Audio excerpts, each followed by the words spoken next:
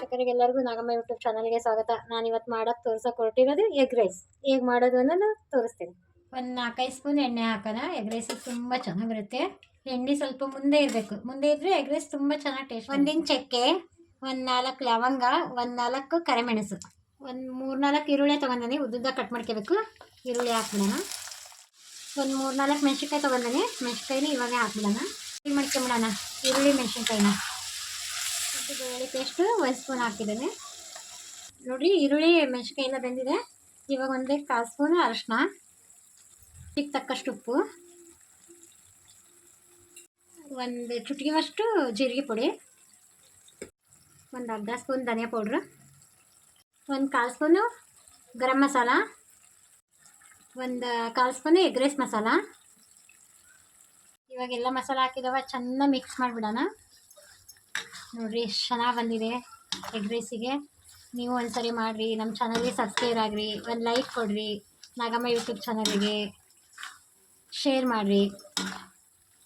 1 spoon ಖಾರ ಪುಡಿ, ಒಂದು ಸ್ವಲ್ಪ ಪುದೀನ ಯಾಕೆ ಹಾಕ್ಬೇಕಂದ್ರೆ ಎಗ್ ರೈಸ್ ತುಂಬ ಚೆನ್ನಾಗಿ ಟೇಸ್ಟ್ ಕೊಡುತ್ತೆ. ಹೋಟೆಲ್ ಥರ ಎಗ್ ರೈಸ್ ತುಂಬ ಟೇಸ್ಟಾಗಿರುತ್ತೆ.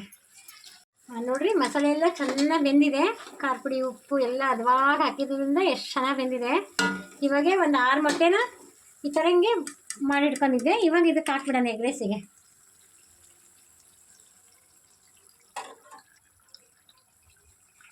ನೋಡಿರಿ, ಚೆನ್ನಾಗೆಲ್ಲ ಕಲಿಸ್ಬಿಟ್ಟು ಎಗ್ ಬುಜ್ಜಿ ಥರ ಆಗೋಕ್ಕೆ ಬಿಟ್ಬಿಡೋಣ. ಚೆನ್ನಾಗಿ ಮಿಕ್ಸ್ ಮಾಡಿಬಿಡ್ರಿ, ಎಷ್ಟು ಚೆನ್ನಾಗಾಗುತ್ತೆ ಎಗ್ ರೈಸ್. ನೋಡಿರಿ, ಈ ಥರ ಹಿಂಗೆ ಎಗ್ ಬುಜ್ಜಿ ಥರ ಎಷ್ಟು ಚೆನ್ನಾಗಿ ಬಂದಿದೆ. ಈ ಥರ ಆಗಿದೆ. ಇವಾಗ ಒಂದು 3 ಮೊಟ್ಟೆನ ಕುಚ್ಚಿಟ್ಕೊಂಡಿದ್ದೆ ಬೇಯಿಸಿ. ಈಗ ಅದನ್ನು ಹಾಕ್ಬಿಡ್ತೀನಿ. 3 ಮೊಟ್ಟೆ ತೊಗೊಂಡಿದ್ದೆ. ಎಗ್ ರೈಸಿ ತುಂಬ ಚೆನ್ನಾಗಿ ಟೇಸ್ಟ್ ಬರುತ್ತೆ ಈ ಥರ ಮಾಡಿದೆ ಅಂದರೆ. ಮೊಟ್ಟೆನ ಬೇಯಿಸಿ ಹಾಕಿದೆ ಅಂದರೆ.